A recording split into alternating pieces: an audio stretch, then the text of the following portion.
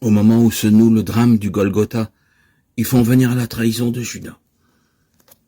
Il est inimaginable de penser que pareil geste, qui n'était pas l'honneur des 12, ait été inventé par les communautés chrétiennes après la Pâque.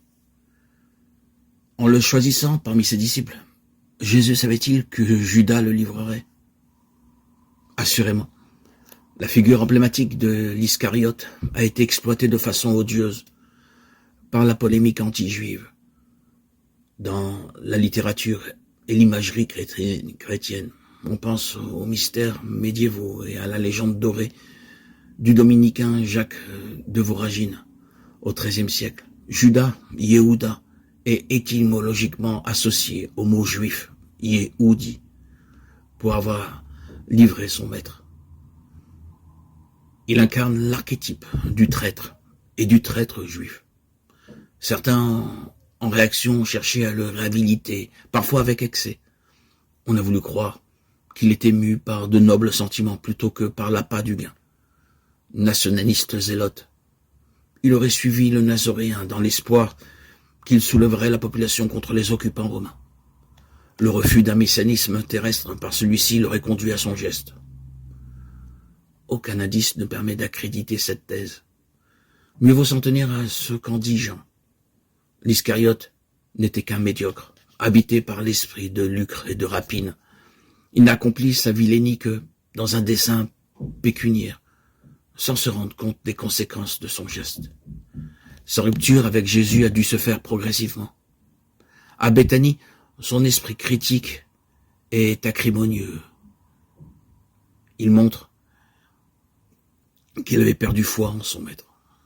C'est à ce moment-là qu'il descend à Jérusalem rencontrer les grands prêtres ou leurs représentants. On a vu qu'il était peut-être judéen. Dans cette hypothèse, son origine familiale lui a sans doute rendu la ville plus familière qu'aux autres disciples, tous galiléens. Sa démarche emplie d'aise, Anne et Caïphe, arrivant à point nommé, il va permettre d'agir avec la discrétion et la rapidité recherchée. « Que me donnerez-vous si je vous le livre ?» leur demande-t-il. Matthieu, meilleur connaisseur du monde oriental que Marc et Luc, dit qu'on lui pesa 30 pièces d'argent à cette époque. En effet, les pièces n'avaient pas le même poids. Cette petite fortune représentait le prix d'achat d'un esclave. Par cet acte odieux qu'a commis Judas Iscariote, les Juifs sont considérés comme des traîtres, tel Judas, et comme prêts à vendre leur âme, leur prochain, pour l'argent.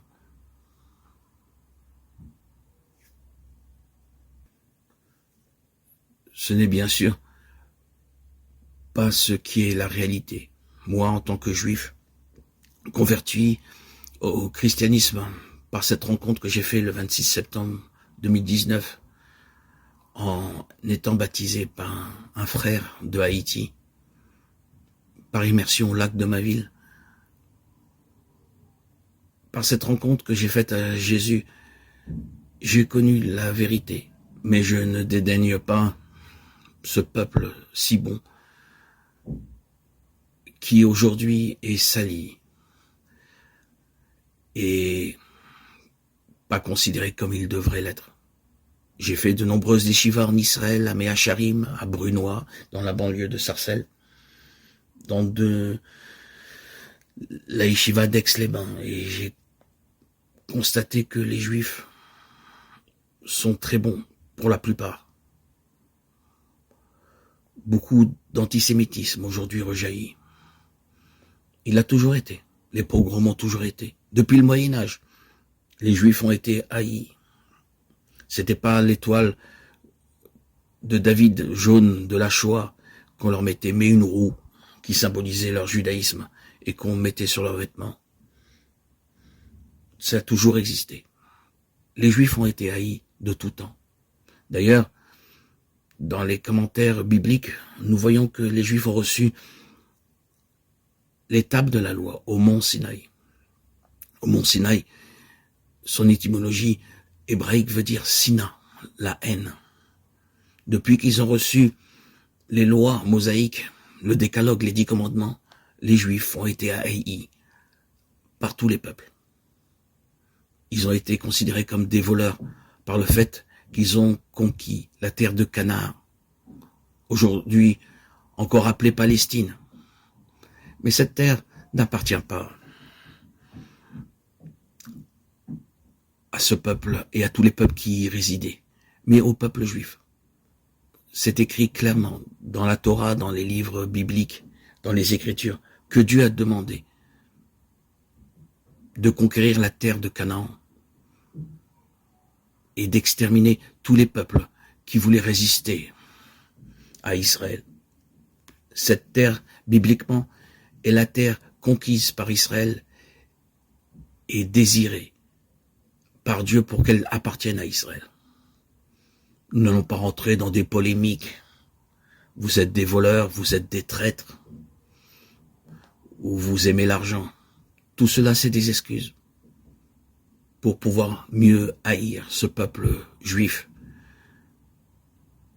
qui, pour ma part, ne m'a jamais déçu.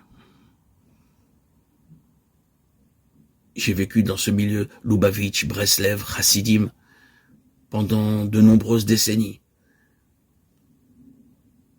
Mais avec le Christ, ma vie a été transformée. Une vie nouvelle, un esprit nouveau, un cœur nouveau m'a été accordé par ce baptême, par cette immersion dans le lac de ma ville qui a changé, transformé ma vie.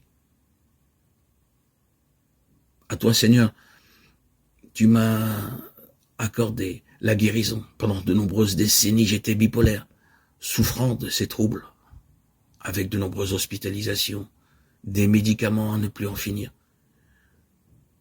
Et Seigneur Dieu, Jésus-Christ, Fils de Dieu, tu es bien vivant dans ma vie. J'en témoigne, et tous ceux qui t'ont connu, et tous ceux qui te connaissent aujourd'hui, et dans toutes les générations, depuis ton départ physique, tout le monde reconnaît que tu es le docteur de l'âme, le docteur de toutes les âmes, et que tu apportes guérison à tous ceux qui reconnaissent en toi la vie, le chemin à suivre,